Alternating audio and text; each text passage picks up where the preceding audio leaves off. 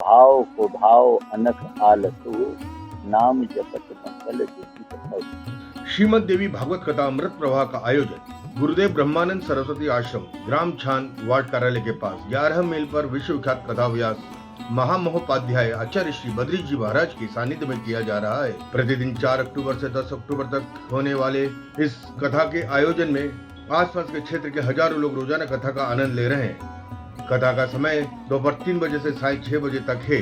साथ ही शारदीय नवरात्रि महोत्सव के पावन पर्व पर परम पूज्य महेश योगी जी की दिव्य प्रेरणा से उनके परम शिष्य ब्रह्मचारी गिरीश जी की गरिमामय उपस्थिति में श्री सहस्त्र चंडी महायज्ञ का आयोजन भी दिनांक 3 अक्टूबर से 11 अक्टूबर तक प्रातः 9 बजे से 12:30 बजे तक किया जा रहा है। श्री दुर्गा नवमी 11 अक्टूबर को कन्या भोज का आयोजन भी दोपहर 1 बजे से रखा गया है। 12 अक्टूबर को साय 7:30 बजे महर्षि वेद विज्ञान विद्यापीठ छान पर रावण दहन का आयोजन किया गया है।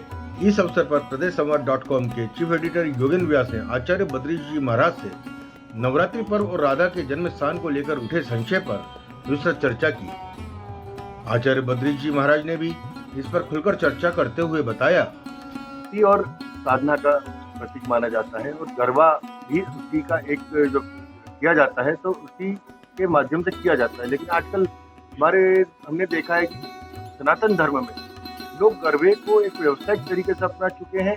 मंदिरों में, प्रांगणों में जाने की बजाय वो गरबे स्थल पर जाने का ज्यादा प्रयास करते हैं।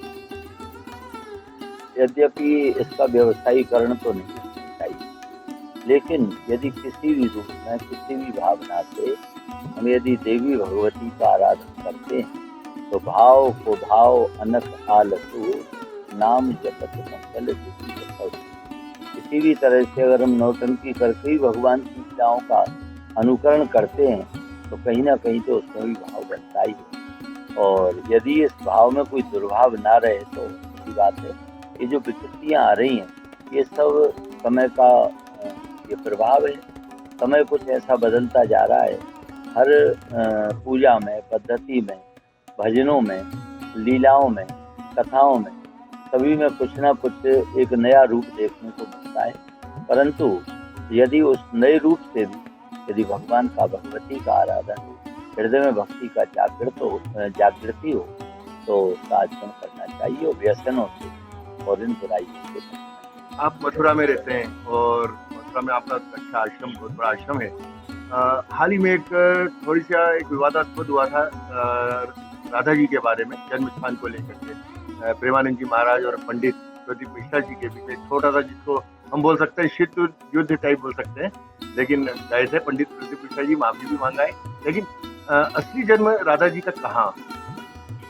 राधा जी की जो जन्मभूमि है, जब आप गोकुल जाओगे तो गोकुल से पहले गांव है रावल, तो जन्मभूमि उनकी रावल है।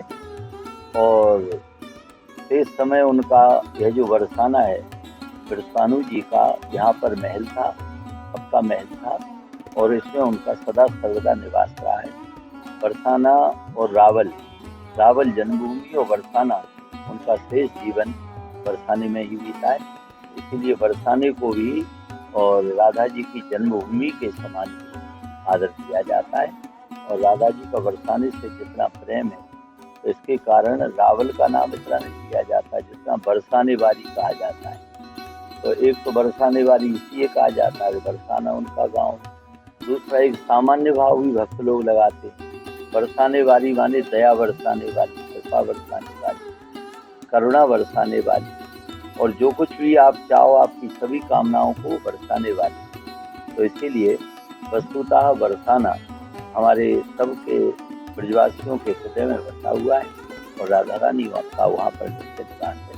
इसीलिए राधा जी के बारे में चाहिए।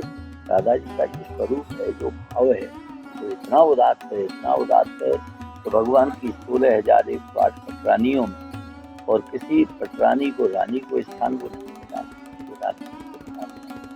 केवल भारतवर्ष में नहीं, कहीं भी आप विदेश में भी जाइए, 10 वर्ष अमेरिका गए, जहाँ भी गए हैं तो राधा कृष्ण के मंदिर मिले। हमारे भारतवर्ष में भी राधा कृष्ण के ही मंदिर प्राप्त होते हैं। तो राधा जी का जो उदात्त स्वरूप है उस पर किसी प्रकार का कटाक्ष या राधा रानी सदा आराध्य हैं और भगवान की आराध्य शक्ति और ऐसे शक्ति के पावन पर्व पर हम राधा रानी को बहुत प्रदान करते हैं। श्रीमद् देवी भागवत में राधा जी की